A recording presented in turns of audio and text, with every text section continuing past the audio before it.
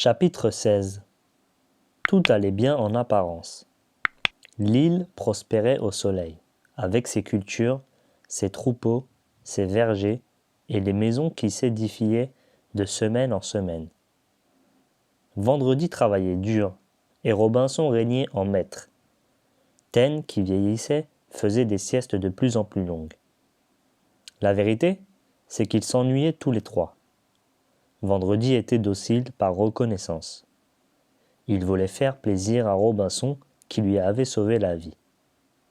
Mais il ne comprenait rien à toute cette organisation, à ses codes, à ses cérémonies et même la raison d'être des champs cultivés, des bêtes domestiquées et des maisons lui échappaient complètement.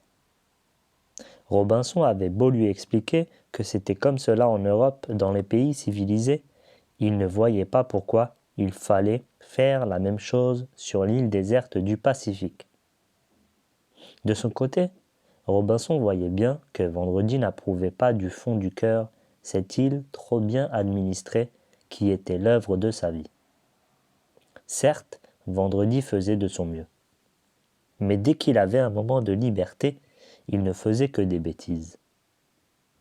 Par exemple, il se conduisait à l'égard des animaux d'une façon tout à fait incompréhensible.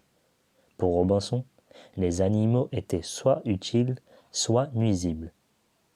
Les utiles devaient être protégés pour qu'ils se multiplient.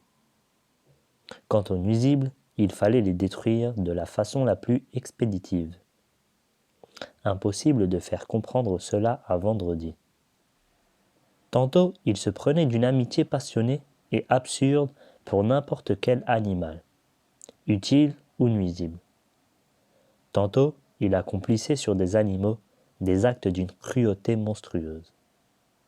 C'est ainsi qu'il avait entrepris d'élever et d'apprivoiser un couple de rats. Même Taine avait compris qu'il devait laisser en paix ces horribles bêtes parce que Vendredi les avait prises sous sa protection. Robinson eut bien du mal à s'en débarrasser. Un jour, il les emporta dans la pirogue et les jeta à la mer. Les rats revinrent au rivage à la nage et de là regagnèrent la maison. Robinson recommença, mais cette fois en employant une ruse qui réussit parfaitement. Il emporta avec les rats une planche bien sèche. Il mit les rats sur la planche et la planche dans la mer. Les rats cramponnés à ce petit bateau, improvisé, n'osaient pas se jeter à l'eau pour revenir à la plage, et le courant les emporta au large. Vendredi ne dit rien, mais Robinson vit bien qu'il savait. Comme si Taine, qui avait tout vu, lui avait raconté ce qui s'était passé.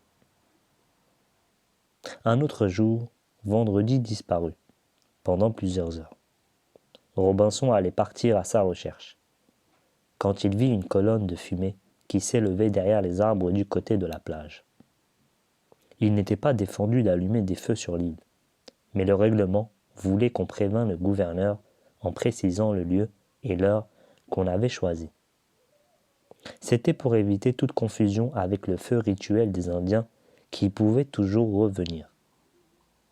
Si Vendredi avait négligé de prévenir Robinson, c'était sans doute que ce qu'il était en train de faire n'avait aucune chance de lui plaire. Robinson se leva en soupirant et se dirigea vers la plage après avoir sifflé Taine. Il ne comprit pas tout de suite le curieux travail auquel se livrait Vendredi. Sur un tapis de cendres brûlantes, il avait posé une grosse tortue qu'il avait fait basculer sur le dos. La tortue n'était pas morte, et elle battait furieusement l'air de ses quatre pattes.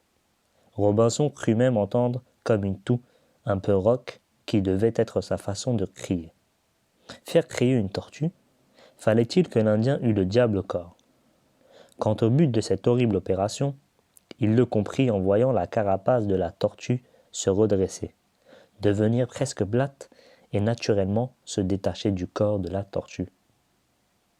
Pendant ce temps, Vendredi, avec un couteau, coupait à l'intérieur les parties qui restaient encore collées à la carapace.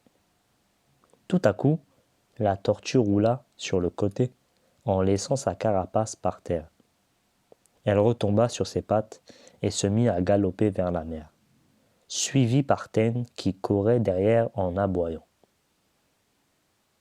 Puis, elle s'enfonça dans les vagues.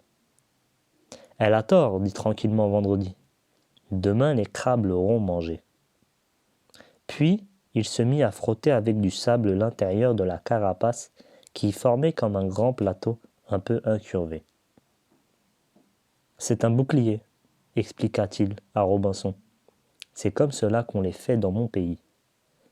Aucune flèche ne peut le percer, et même les grosses bolas rebondissent dessus sans le casser. » Robinson en voulait beaucoup à Vendredi de la cruauté qu'il avait montrée dans cette affaire de bouclier.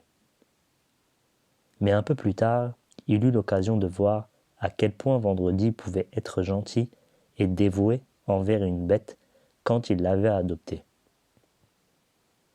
Malheureusement, il s'agissait cette fois d'un petit vautour que ses parents avaient abandonné. C'était une horrible petite bête avec sa grosse tête aux yeux exorbités, ses lourdes pattes maladroites et ce petit corps tout nu et tordu comme celui d'un infirme. Il ouvrait largement son énorme bec et le tendait en piaillant chaque fois qu'on s'approchait de lui. Vendredi commença par lui donner des morceaux de viande fraîche qu'il avalait avec avidité. Mais bientôt, le petit vautour donna des signes de maladie. Il dormait toute la journée, et sous son maigre duvet, son gésier saillait comme une boule dure. En vérité, il ne pouvait pas digérer cette viande trop fraîche. Il fallait trouver autre chose. Alors Vendredi laissa des boyaux de chèvre pourrir au soleil. Bientôt, on vit des asticots blancs et gras qui grouillaient dans la viande nauséabonde. Vendredi les recueillit avec un coquillage. Puis, il les mit dans sa bouche et les mâcha longtemps. Enfin, il laissa couler dans le bec du petit vautour la bouillie blanche et épaisse qui résultait de cette mastication. « Les vers vivant trop frais, expliqua-t-il. L'oiseau malade. Alors il faut mâcher. Mâcher. Toujours mâcher pour les petits oiseaux. » Robinson qui le voyait faire en eut l'estomac soulevé de dégoût et il se sauva pour ne pas vomir.